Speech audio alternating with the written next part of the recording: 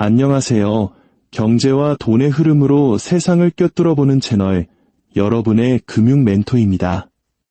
오늘 영상 끝까지 보시면 여러분의 경제적 지혜는 단순히 돈을 버는 것을 넘어 역사의 진실과 현재를 움직이는 거대한 힘을 간파하는 수준으로 레벨업하게 될 겁니다. 그 지혜의 축복을 놓치고 싶지 않으시다면 지금 바로 구독과 좋아요 버튼 잊지 마세요. 여러분의 부의 여정을 위한 첫 번째 약속입니다. 자, 여러분, 우리가 역사 시간에 배운 나치는 어떤 이미지였나요? 아마 순수한 광기에 휩싸인 악마, 아무것도 없는 잿더미에서 갑자기 튀어나와서 오로지 증오심 하나만으로 탱크와 전투기를 만들어 세계를 정복하려 했던 집단. 뭐 이런 거였죠? 교과서만 보면 마치 독일이 하면 된다. 정신으로 자수성가해서 전쟁 기계를 만든 것처럼 들립니다. 그런데 만약 제가 그 이야기의 진짜 무대는 베를린이 아니라 저 멀리 뉴욕의 월스트리트였다고 말씀드린다면 어떨까요? 소름 돋는 진실은 수십 개의 미국 은행과 기업들이 단순히 히틀러와 거래를 한 수준이 아니었다는 겁니다. 그들은 히틀러라는 괴물을 직접 만들고 자금을 대고 무기를 쥐어주고 심지어 미국의 젊은이들이 전장에서 피를 흘리기 시작한 후에도 계속해서 돈을 보냈습니다. 그리고 진짜 기가 막힌 건 그들 중 일부는 전쟁 전보다 전쟁 중에 더 큰 부자가 되었다는 사실입니다. 오늘 이야기가 끝나면 여러분은 왜 역사 선생님이 이 챕터를 건너뛰었는지 그리고 대학살로 돈을 벌었던 바로 그 기업들이 어떻게 오늘날에도 여전히 세상을 주무르고 있는지 알게 될 겁니다. 시간을 1933년으로 되돌려보죠. 히틀러가 막 권력을 잡았습니다. 당시 독일 경제는 말 그대로 박살이 나 있었어요. 1차 세계대전의 패배로 맺은 베르사유 조약 때문에 천문학적인 전쟁 배상금에 짓눌려 있었죠. 1920년대 초인플레이션은 국민들의 저축을 휴지 조각으로 만들었고 실업률은 30%에 달했습니다. 사람들은 굶주렸고 독일의 화폐인 마르크화는 가치가 없었죠. 바로 그때 히틀러가 위대한 독일을 다시 만들겠다고 외치며 등장한 겁니다. 근데 여기서 아무도 말해주지 않는 핵심이 있습니다. 연설만으로는 군대를 만들 수 없다는 거죠. 강철이 필요하고 석유가 필요하고 그리고 무엇보다 어마어마한 돈이 필요합니다. 1933년의 독일은 그 어느 것도 가지고 있지 않았어요. 그럼 그 모든 건 대체 어디서 나왔을까요? 자, 상상해보세요. 1920년대 월스트리트입니다. 미국의 은행들은 현금이 넘쳐났죠. 그들은 전 세계에, 특히 독일에 돈을 빌려주고 있었습니다. 왜냐고요? 독일이 1차 세계대전에서 졌고 수십억 달러의 빚을 졌음에도 불구하고 미국 은행가들은 거기서 엄청난 기회를 받기 때문입니다. 1924년 도스 플랜이라는 게 나옵니다. JP 모건, 딜럴리드, 체이스 내셔널 뱅크 같은 월스트리트의 거물들이 독일의 빚을 재조정해줍니다. 쉽게 말해 지금 당장 갚기 힘드니 일단 우리한테 돈 빌려서 갚고 나중에 이자 쳐서 우리한테 갚아 이런 구조를 만든 거죠. 그들은 채권을 발행해서 독일을 미국의 자본에 완전히 종속시켰습니다.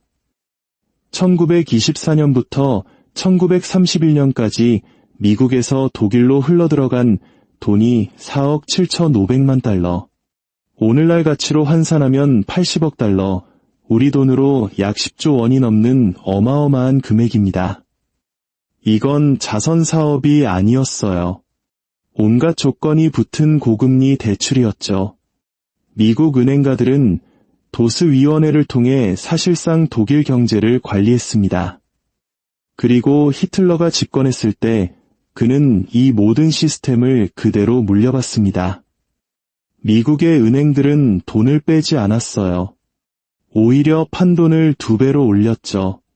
여기서부터가 진짜 소름 돋는 이야기입니다. 록펠러 가문이 소유한 스탠더드 오일. 이 회사는 훗날 가스실에서 사용된 치클론 B 가스를 만든 독일의 화학 대기업 IG 파르벤과 딜을 합니다. 합작 회사를 세우고 기술을 공유했죠. 그 중에서도 핵심은 합성 연료 기술이었습니다. 여러분, 독일은 석유가 한 방울도 나지 않는 나라입니다. 식민지도 없고 중동 유전에 접근할 수도 없었죠. 그럼 대체 독일 공군 루프트바페는 어떻게 하늘을 날고 판처 탱크는 어떻게 유럽을 가로질렀을까요? 바로 스탠더드 오일이 석탄에서 합성 연료를 만드는 기술, 즉 수소화 공법을 넘겨줬기 때문입니다. 이 기술이 없었다면 독일 군대는 6개월 안에 연료가 바닥나 멈춰 섰을 겁니다. 스탠더드 오일은 자신들이 무슨 짓을 하는지 정확히 알고 있었습니다. 독일에 파견된 직원들을 통해 모든 보고를 받았죠. 그리고 그들은 1939년 폴란드 침공 이후 전쟁이 선포된 후에도 이 파트너십을 계속 유지했습니다. 한번 곱씹어 보세요. 오늘날 엑손모빌의 전신인 회사가 히틀러에게 전쟁 기계의 심장인 연료를 공급하는 기술을 준 겁니다. 다음은 IBM입니다. 네, 그 컴퓨터 회사 맞습니다. 그들은 단순히 독일의 천공 카드 기계를 판 게 아니에요. 유대인을 추적하고 관리하기 위한 맞춤형 시스템을 설계해 줬습니다. 모든 강제 수용소에는 수감자 번호, 이송 스케줄, 사망자 수, 작업 할당, 누가 살고 누가 죽을지를 결정하는 모든 데이터를 처리하는 IBM 기계가 있었습니다. 홀로코스트는 IBM의 효율적인 데이터 관리 시스템 위에서 벌어진 산업이었던 셈이죠. IBM의 독일 자회사인 데오막은 전쟁 내내 이 기계들을 유지 보수하고 기술자를 파견하고 업데이트를 제공했습니다. 그리고 뉴욕의 IBM 본사는 로열티를 챙겼죠. 천공 카드 한 장이 팔릴 때마다, 기계 한 대가 임대될 때마다 IBM은 돈을 벌었습니다. 미국 기업이 인종 청소라는 끔찍한 범죄를 조직화해서 이익을 본 겁니다. 그들은 방아쇠를 당기진 않았지만 대량 학살을 효율적이고 산업적이고 추적 가능하게 만들었습니다. 그리고 전쟁이 끝난 후 아무런 처벌도 책임도 지지 않았습니다. 지금도 세계 최대의 기술 기업 중 하나죠. 포드 자동차 회사. 헨리 포드는 지독한 반유대주의자였습니다. 디어본 인디펜던트라는 신문을 발행해서 공산주의, 금융, 전쟁 등 모든 문제의 원인을 유대인 탓으로 돌렸죠. 그는 시온 의정서라는 가짜 음모론 문서를 출판하기도 했습니다. 히틀러는 그를 너무나 사랑해서 책상 위에 포드의 초상화를 놓아두고 그를 영감의 원천이라 불렀습니다. 그리고 포드의 독일 공장 포드베르케는 전쟁이 터졌을 때 생산을 멈추지 않았습니다. 오히려 생산량을 늘렸죠. 독일 국방군을 위한 트럭을 만들고 군용 차량 엔진을 생산했습니다. 심지어 강제 수용소의 노예 노동력을 사용해서요. 1941년 미국이 전쟁에 참전한 후에도 포드베르케는 독일 정부에 의해 핵심 군수 계약업체로 분류되었습니다. 그리고 정말 정신 나간 부분은 이겁니다. 전쟁이 끝난 후 포드는 자신의 독일 공장이 연합군의 폭격으로 손해를 입었다며 미국 정부에 보상을 요구했습니다. 나치 트럭을 만들던 공장이 폭격당한 것에 대해 미국 납세자들이 자신에게 돈을 줘야 한다는 주장이었죠. 그 뻔뻔함은 정말 숨이 막힐 지경입니다. 제너럴 모터스도 마찬가지입니다. 그들의 독일 자회사 오펠은 독일 국방군 병사들을 유럽 전역으로 실어 나른 트럭을 만들었고 루프트바페 전투기 엔진을 생산했습니다. 1939년까지 오펠은 독일 전체 트럭의 절반, 장갑차의 3분의 1을 생산했습니다. 폴란드와 프랑스를 초토화시킨 전격전은 GM의 바퀴 위에서 굴러간 셈입니다. GM의 경영진은 전쟁 내내 통제권을 유지했습니다. 그리고 진주만 공습 이후 미국이 독일과 전쟁 상태에 들어갔을 때도 GM의 오펠 공장은 계속 돌아갔습니다. 회사는 해외 자회사를 통제할 수 없었다고 주장했죠. 이걸 번역하면 돈이 너무 잘 벌려서 신경 쓸 겨를이 없었다는 뜻입니다. 전쟁 후 GM 역시 독일 공장 피해에 대해 미 정부에 3,300만 달러의 소송을 걸었고 놀랍게도 이겼습니다. 보상금을 받아냈죠. 현재의 JP모건 체이스인 체이스 내셔널 뱅크. 1940년 나치가 파리를 점령하자 체이스 은행 파리 지점은 유대인들의 계좌를 동결하고 나치가 그들의 자산을 청산하는 것을 도왔습니다. 죽음의 수용소로 끌려가는 가족들의 재산을 강탈한 거죠. 이 은행은 진주만 공습 3년 후인 1944년까지 나치 점령하의 프랑스에서 영업을 계속했습니다. 미군 병사들이 유럽 해방을 위해 목숨을 바치는 동안 미국의 은행은 나치가 유대인의 돈을 훔치는 것을 돕고 있었던 겁니다. 듀포는 독일의 화학물질을 팔았고 조지 H. 부시 대통령의 아버지인 프레스콧 부시가 운영했던 유니언 뱅킹 코퍼레이션은 나치의 자산을 보유하고 독일 철강 생산에 자금을 댔습니다. ITT는 독일군의 통신 장비를 팔았죠. 이 모든 것은 일부 직원의 일탈 행위가 아니었습니다. 이사회 차원의 결정이었고 CEO들은 모든 것을 알았으며 주주들은 이익을 봤습니다. 그리고 미국 정부는 여론의 압박이 너무 커지기 전까지 이 모든 것을 외면했습니다. 숫자로 이야기해 볼까요? 그 규모는 상상을 초월합니다. IG 파르벤은 아우슈비츠에서만 8만 명이 넘는 노예 노동자를 동원해서 합성 고무와 연료를 만들다 죽게 했습니다. IBM 기계는 그들 한 명 한 명을 추적했죠. 포드 베르케는 7만 8천 대, 오펠은 2만 9천 대의 트럭을 독일 국방군에 납품했습니다. 둘을 합치면 독일군 군수물자의 3분의 1이 넘습니다.